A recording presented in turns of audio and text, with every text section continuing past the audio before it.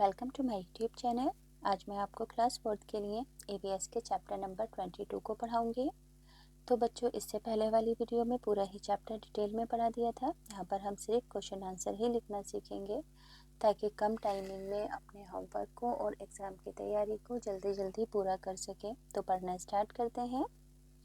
तो बच्चों, बुक के पेज नंबर 179 पर चैप्टर नंबर 22 है, जिसका नाम है दुनिया मेरे घर में। तो बच्चों, जब मैंने आपको ये चैप्टर पढ़ाया था तो डिटेल में पढ़ा दिया था। अब सिर्फ यहाँ पर क्वेश्चन आंसर हैं। तो पेज नंबर 180 पर 4-5 क्वेश्चन आंसर हैं, पढ़कर बता देती हूँ। पहला सवाल है कि तुम्हारे घर में भी क्या लोग पंखे, टीवी, अखबार, कुर्सियों या किसी और चीज़ के लिए लड़ाइयाँ करते हैं? तो आप अपनी मर्ज़ी से आंसर लिख सकते हैं, मगर अभी आप 4th क्लास में हैं तो एज इट इज़ लिख देंगे। हाँ, मैं भी टीवी पर क्रिकेट मैच देखना चाहता हूँ और मेरी बहन नाटक देखना चाहती है जिस पर खूब झगड़ा होता है। अगला सवाल है कि तुम्हारे घर में ऐसे झगड़ों का फैसला कौन करता है? तो मेरे वालिद वालिदा करते हैं। अगला सवाल है कि किसी एक दिलचस्प वाक़ये के बारे में या ऐसी किसी चीज़ के बारे में बताओ जब तुम्हारे घर में झगड़ा हुआ हो। तो हाँ, मुझे मैच देखना था और मेरी बहन को सीरियल। तो मैंने तार निकाल दिया, बहन से कहा कि केबल नहीं आ रहा है। जब वो अपने कमरे में चली गई तो मैंने तार निकाल कर आराम से टीवी देखा। अगला सवाल है कि क्या तुमने लोगों को भी कभी किसी चीज़ पर कहीं आपस में किसी बात पर लड़ते देखा है? तो आपने अगर किसी को लड़ते देखा है तो इंसिडेंट वैसे लिखना नहीं है, सिर्फ जवाब में हाँ लिख देना। अब देखो, अगला सवाल है कि क्या इस तरह की चीज़ें तुम्हारे घर में या तुम्हारे किसी दोस्त के घर में होती हैं? तुम इसके बारे में क्या सोचते हो? नहीं, हमारे घर में ऐसा नहीं होता, लड़के लड़कियों में फ़र्क नहीं करना चाहिए।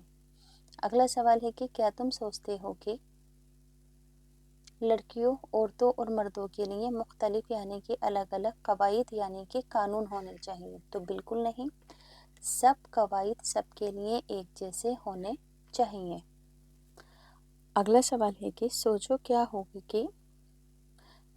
क्या होगा अगर लड़कियों को वो कवायद मानने पड़े जो लड़कों के लिए बने हैं और लड़कों को वो जो लड़कियों के लिए बनाए गए हैं, तो फिर क्या होगा? तो लड़कियों को तो आज़ादी मिल जाएगी और वो खुश हो जाएंगी, लेकिन लड़के परेशान हो जाएंगे ऐसा होने पर। अगला सवाल है कि अगर तुम्हें इस कहानी का इख्तिताम यानी कि एंड दूसरी तरह लिखना हो तो तुम इसको किस तरीके से लिखोगे? तो मैं लिखूंगी कि पीलू आंटी ने 7 कुल्फियों की ही रकम अदा की और फिर बच्चों को समझाया कि अपने फ़ायदे के लिए किसी का नुकसान करना गलत बात है और ये चोरी होती है। अगला सवाल है कि क्या तुम्हारे ख़ानदान में भी कोई पीलू आंटी की तरह का है और कौन है? तो मेरे वालिद पीलू आंटी की तरह ही हैं, वो भी हमेशा अच्छी बातें सिखाते हैं। अगला सवाल है कि अगर पीलू आंटी ने कुल्फ़ी फरोश यानी कि कुल्फ़ी बेचने वाले को कम कीमत अदा की होती तो बच्चों ने पीलू आंटी के बारे में क्या सोचा होता? तो बच्चे सोचते कि पीलू आंटी बहुत होशियार और चालाक हैं और उन्होंने धोखे से पैसे बचा लिए और ऐसा करना गलत नहीं होता, यानी कि बच्चे उनको सही समझते कि वो बहुत इंटेलिजेंट है और उन्होंने पैसे बचा लिए, क्योंकि बच्चे तो छोटे होते हैं, जैसा देखते हैं वो वैसा करते हैं। अगला सवाल है कि तुम्हारे ख्याल से अक्षय क्या करेगा? तो अक्षय पानी पी लेगा। अक्षय क्यों उलझन में था? तो आंसर है कि अक्षय के नाना नानी ने अनिल के घर कुछ भी खाने पीने से मना किया था। उसे अनिल ने पानी ला कर दिया तो वो उलझन में पड़ गया कि क्या करे। अगला सवाल है कि तुम्हारे ख्याल में अक्षय की नानी माँ ने क्यों खबरदार किया था कि वो एक गिलास पानी तक अनिल के घर से ना पिए? तो आंसर होगा कि क्योंकि अनिल का ख़ानदान अक्षय के ख़ानदान से मुख्तलिफ था, उसकी ज़ात अलग थी और अलग मज़हब था। अगला सवाल है कि क्या तुम किसी ऐसे को जानते हो जो कि अक्षय की नानी माँ की तरह से सोचता है? तो आंसर लिखोगे कि हाँ, ज़्यादातर बुजुर्ग लोग ऐसा ही सोचते हैं। हमारे पड़ोस वाली दादी भी ऐसा ही सोचती हैं।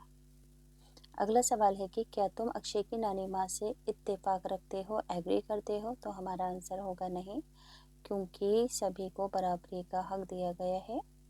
तुम क्या सोचते हो कि अक्षय को क्या करना चाहिए?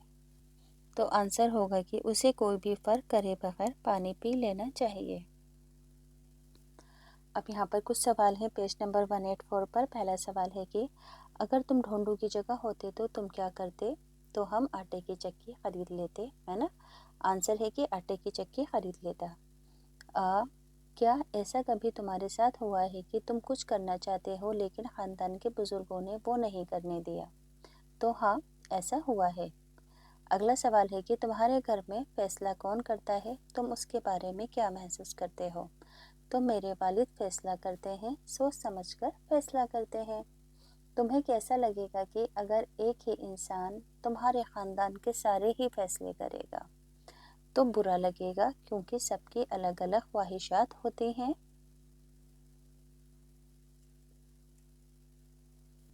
अब 4 क्वेश्चन इस वाले पेज पर भी हैं।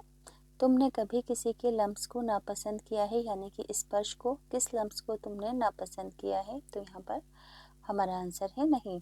अगर तुम रितु की जगह होते तो क्या करते? मैं उनसे मना करती कि मुझे ना छुएं। अगर इस किस्म की सूरत हाल पेश आए तो क्या क्या किया जा सकता है, गुफ्तगू करो। तो सबसे पहले वालिदैन को बताया जा सकता है। अगला है कि हर एक का लम्स एक सा नहीं। रितु को नहीं अच्छा लगता जब मीना के चाचा उसका हाथ पकड़ते हैं, लेकिन उसे मीना का हाथ पकड़ना अच्छा लगता था। तुम क्या सोचते हो, ऐसा फ़र्क क्यों था? सवाल का मतलब समझ में आया है कि जब मीना रितु का हाथ पकड़ती थी तो उसे अनकंफर्टेबल फील नहीं होता था, लेकिन मगर जब चाचा उसका हाथ पकड़ते थे तो उसे अनकंफर्टेबल फील होता था। तो इसका क्या रीज़न है?